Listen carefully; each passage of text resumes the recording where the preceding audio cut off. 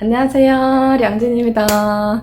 코로나는 좀 날이 지나가면 갈수록 이렇게 더 심해지고 있네요. 그런 것만큼 여러분들도 코로나 진짜 이거 조심하시고 마스크는 필수적으로 쓰고 다니고 소독약도 무조건 잘 하고 다니셔야 될 것 같아요. 자, 그러면 오늘 제가 탈북 관련된 얘기를 좀 하려고 하는데, 제가 그때 이제 만나러 갑니다 나갔을 때 제가 어떻게 탈북했는지를 얘기를 했었어요. 근데 아시는 분들은 알겠지만 아직까지도 왜 탈북했어요? 이런 질문들이 많아요. 1년 동안 지금 개인 방송을 하고 있거든요. 왜 탈북했어요? 진짜 북한에 먹기 살기 힘들어요? 북한은 그렇게 자유가 없나요? 그러니까 엄청 진짜 북한에 대한 정보를 모르시는 분들이 굉장히 많다는 거죠. 제가 탈북에 된 동기와 탈북을 결심하게 된 이유를 좀 말씀해 드리려고 영상을 준비했습니다. 일단은 제가 8살 때부터 15살 때까지 저는 학교란 거를 일단은 못 나왔고요. 왜 못 나왔냐면은 우리나라에서 생각하는 것처럼 북한의 학교는 의무적으로 무조건 다녀야 된다 이렇게 생각하시잖아요. 근데 의무적인 거는 맞아요. 맞는데 말이 의무적이지 북한 선생님들은 이렇게 우리나라처럼 막 공무원이 돼서 한 달에 나라에서 나오는 월급이 없다 보니까 요렇게 그 학부모들 있잖아요. 뭐 바치는 거. 그러니까 우리 북한에서 말하는 거는 그 선생님한테 뭐 고인다, 뭐 선생님한테 그러니까 뇌물을 바친다 이렇게 생각하시면 될 것 같아요. 그런 걸 가지고 생활을 해 가거든요. 근데 저 같은 경우에는 예를 들어서 학교 다닌다 가면은 진짜 집이 먹기 살기도 힘든데 선생님한테 그렇게 바칠 돈도 없거냐. 그리고 또 학교에서 내라는 뭐 토끼 가죽이라든지 모닥이라든지 탭이라든지 이렇게 뭐 등등 내라는 것도 돈 주고 사서 내야 되기 때문에 그런 거 낼 수가 없습니다. 왜? 아니 지금 집안 살림이 먹기 살기도 힘들어 죽겠는데 언제 학교에다 뭐 이거 내고 저거 내고 이거 할 형편이 못 된다는 거죠. 그리고 북한 학생들은 얼마나 불쌍하냐면은 학교 나가면은 농촌 지원이란 게 있어요. 농촌 지원이란 게 뭐냐면은 봄에는 가서 이렇게 또 무슨 농촌 일을 도와주고 가을에는 또 그 농촌에 가가지고 또 김매기도 해줘요. 김매기도 해주고 벼도 심고 학생이 아닌 거예요. 이거는 진짜 세상에서 볼 수 없는 일이에요. 진짜 그게 왜 북한에서 그런지 저는 이해가 안 가거든요. 솔직히 북한에서 태어났다면 사람들 다 그렇게 생각하는 거예요. 왜? 어릴 때부터 그렇게 세뇌를 당하니까. 그러니까 저는 학교는 아예 꿈도 못 꿨고 그냥 학교 자체를 그냥 포기하고 아침에 미나리 캐러 갔다가 저녁에는 미나리를 캐고 와가지고 그걸 씻어서 시장에 내다가 팔아가지고 뭐 국수라든지 쌀을 바꿔 와가지고 이렇게 하루 살아가는 거예요. 맨날 봄에는 미나리 캐고 가을에는 이삭 줍고 겨울에는 석탄 훔치고 중국에서 내다 주는 막 그 땅에 옮기다가 흘린 뭐 쌀이라든지 옥수수를 주다가 그냥 그걸 씻어가지고 밥 해먹고 죽 써먹고 그게 제 일과였어요. 제가 살던 고향에서는 중국과 좀 국경지대다 보니까 그 소문들이 엄청 많이 자자했어요. 보면은 중국 개는 쌀밥 먹고 산다. 근데 솔직히 북한에서는 사람도 쌀밥 먹기 힘들잖아요. 명절 때나 먹고 그리고 또 이렇게 뭐 김일성 생일, 김정일 생일, 뭐 내 생일 그냥 특별한 명절 때만 가능한 거예요. 뭐 쌀밥 먹는 거. 근데 중국에서는 개도 쌀밥 먹는다. 이런 소리 들으니까 중국에 가고 싶은 욕망이 어릴 때부터 계속 갖고 있는 거예요. 근데 거기 가다가 들키면은 진짜 엄청 매맞고 교도소를 몇 년 동안 갔다 와야 되니까 그렇게 또 쉽게 진짜 실천이 옮기긴 진짜 쉬운 건 아니에요. 혼자는 못 가겠으니까 엄마를 자꾸 꼬드겼어요. 엄마 중국 가면은 걔도 쌀밥 먹는데 엄마 같이 가자. 같이 가서 중국 가서 돈 벌어서 북한에 넘어오자. 한 몇 년 동안 꼬셨어요. 진짜 엄마를 꼬셨어. 제가 15살 되는 해에 엄마가 그러는 거예요. 량진아 중국 가지 않겠니? 그러는 거예요. 그래가지고 진짜 중국 가는 거야? 그래서 물어봤더니 엄마가 그래 우리 둘이 그 중국 가가지고 돈 벌어서 다시 북한에 오자. 그래서 엄마가 내일에 엄마가 중국 갈 건데 엄마가 먼저 중국 가고 엄마랑 저랑 그 미리 전에 암호를 짜놓은 게 있어요. 어떤 아저씨가 가면은 경이라고 하면은 무조건 따라와라. 그래가지고 엄마랑 일단 약속하고 엄마가 먼저 떠났어요. 오빠랑 아빠가 지금 또 북한에 남아 있으니까 또 가기 전에 제가 또 오빠 그 바지랑 그 위에 그 셔츠를 하나 사주고 그리고 가기 전에 오빠 아빠가 그러니까 생활을 할 수 있게끔 쌀을 한 20-30kg 정도를 사놨어요. 그러니까 오빠 아빠한테는 내가 중국 간다 말을 안 한 거죠. 거짓말 한 거지. 그냥 어디 놀러 간다 거짓말 한 거예요. 그냥 엄마랑 나랑 약속은 그냥 중국 가는 걸로. 중국 가서 돈 벌어서 다시 북한에 돌아오는 걸로. 근데 아버지랑 오빠한테는 중국 간다 말을 절대 안 한 거죠. 떠날 때 또 제 엄청 짝꿍 친구가 있는데 그 친구한테 그랬어. 내가 지금 중국을 가니까 내 20살에 꼭 돌아와가지고 다시 만나서 놀자. 이런 약속을 진짜 하고 북한에서 떠났어요. 그래서 막 그 친구도 진짜 꼭 돌아와야 된다고.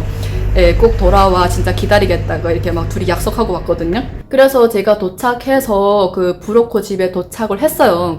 도착하자마자 제가 입었던 옷을 다 그냥 버리고 싹 다 버리고 중국 옷을 한번 싹 다 그냥 갈아입고 다시 길림성이라는 데를 갔어요. 길림성이라는 장소를 갔는데 거기서 조선족 아저씨가 이렇게 한 6개월 된 아기를 키우고 있더라고요. 혼자서 아기를 키우고 있더라고요. 근데 그 아저씨가 그러는 거예요. 량진아, 엄마가 한족 사람한테 시집을 갔대요. 시집을 갔는데 네가 거기 가면은 바보 된다고. 거기 가면은 북한 말도 모르고 우리나라 말도 모르고 거기 가면 다 한족 사람이 돼가지고 바보 된대요. 바보 되지 말고 그냥 자기랑 살자는 거야. 이 뭔 개소리야? 저를 그냥 딸처럼 키우겠다는 거예요. 그러니까 내가 너를 학교 보내주고 피아노도 막 치게 해주고 진짜 공부를 다 시켜줄 테니까 엄마한테 가지 말고 나랑 살자는 거예요. 그분이. 근데 엄마는 계속 전화 와가지고 딸을 보내달라. 딸은 내가 키워야 된다.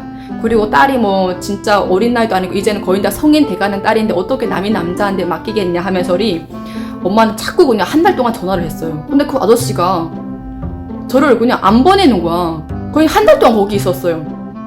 나는 그냥 보내주겠거니 하고 생각하고 있었는데 그 아저씨는 그냥 딸처럼 키우고 싶다고 그냥 있으라는 거 옆에. 야, 너 엄마 계속 전화 온다. 너 이젠 가야 되겠다. 안 되겠다. 그러는 거예요. 그래가지고 아저씨가 갈 때 보면은 옷도 사주고 옷도 한 여러 벌 사주고 중국 쪽에 또 브로커가 있어요. 보면은 이 브로커가 우리 탈북하시는 분들이 보면은 브로커가 한 명이 아니야. 중국에 또 조선족 브로커가 있고 중국 쪽에 보면 또 한족 브로커가 또 있어요. 근데 엄마한테 또 바로 가는 게 아니고 그 아저씨 집에 또 갔어요. 근데 그 아저씨가 또 북한 여자랑 또 살고 있더라고요. 근데 그 언니가 중국 한족 홍영강 쪽에서부터 브로커를 하더라고요. 그 언니가. 그러니까 저는 어디 가든 이렇게 항상 쉬질 않아요. 막 같이 일도 해주고 막 이것저것 막 하고 막 요리도 하고 하니까 되게 마음이 들었던 거예요. 그래서 그 언니가 그러는 거야. 너 그냥 내 동생으로 여기 있어라. 네가 있으면은 몇 년 동안 여기 나랑 같이 살자는 거예요. 같이 살다가 내가 너 좋은 남자 소개시켜가지고 시집 보내줄게 그러는 거예요. 그러니까 또 엄마가 또 그러는 거예요. 안 된다. 내 옆에 보내달라고 거의 한 달 동안 또 전화를 했어요. 그러니까 그 집에서도 저를 놓지 않는 거야. 근데 예쁘기도 하고 예쁘기도 하고 일도 잘하고 하니까 같이 몇 년 동안 같이 있다가 시집 보내야 되겠다 이런 생각을 한 것 같아. 그런데 엄마는 그걸 다 아니까 아니다. 무조건 내 딸은 내가 지켜야 된다고 보내달라 해가지고 그 언니네도 할 수 없이 저를 또 엄마가 진짜 팔려간 집에다가 보내주기로 마음을 먹었어요. 일단은 2달 만에 엄마를 봤으니까 저는 엄청 막 행복한 거예요. 사람들이 한 몇십 명 정도 온 것 같아요. 그러니까 한족 사람들은 북한 사람들 보면 엄청 동물 안에 원숭이처럼 뭔가 신기하다는 듯이 와가지고 막 말도 시키고 모든 게 다 내가 못 알아들을 만한 중국말을 막 이렇게 막 쏟아부으니까 무슨 말인지 진짜 죽으라는지 살라는지 무슨 말인지 모르겠는 거야. 난 못 알아듣는데 그 사람들이 웃으면서 물어보니까 그냥 말은 못 알아듣는데 자꾸 같이 웃는 거야. 지금 생각해보면 조금 좀 바보 같다는 느낌이 좀 들긴 하는데 북한으로 다시 돌아가자. 근데 이게 제 생각이랑 엄청 다른 거였어요. 엄마랑 제가 그냥 꿈을 꿨던 거지. 그때 엄마랑 내가 다시 북한으로 돌아가려고 했는데 브로커가 그러더래요. 중국말도 모르는데 어떻게 돈 벌어서 가냐. 자칫하다가 식당 가서 일하다가 공항 안에 붙잡히면은 다시 북한으로 돌아가야 된다. 그러니까 그냥 내가 소개해주는 한족 남자 만나서 시집을 가라. 그래서 엄마는 어쩔 수 없이 선택 여지가 없이 중국 돈 그때 당시에 3만 원에 엄마는 한족 사람한테 팔려갔더라고요. 진짜 마지막인 줄 알았더라면 좀 더 아빠한테 좀 사랑한다고 좀 말도 좀 하고 좀 그랬을 거예요. 그리고 또 마지막인 줄 몰랐어요. 그때.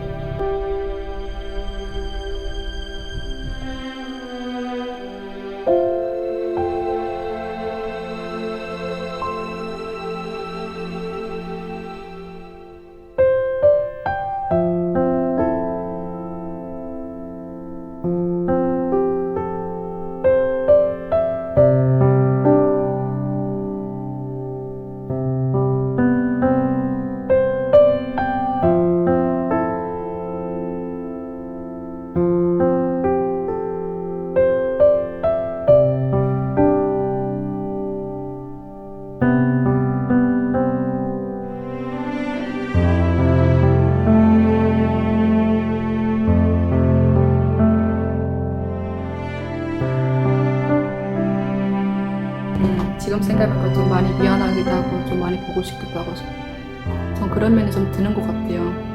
오늘은 제가 북한에서 어떻게 생활을 했으며 어떻게 탈북하게 된 동기와 탈북을 결심하게 된 이유를 오늘은 영상을 좀 찍어봤습니다. 제 영상을 재밌게 보셨다면 구독과 좋아요, 댓글도 많이 남겨주시기 바랍니다. 안녕.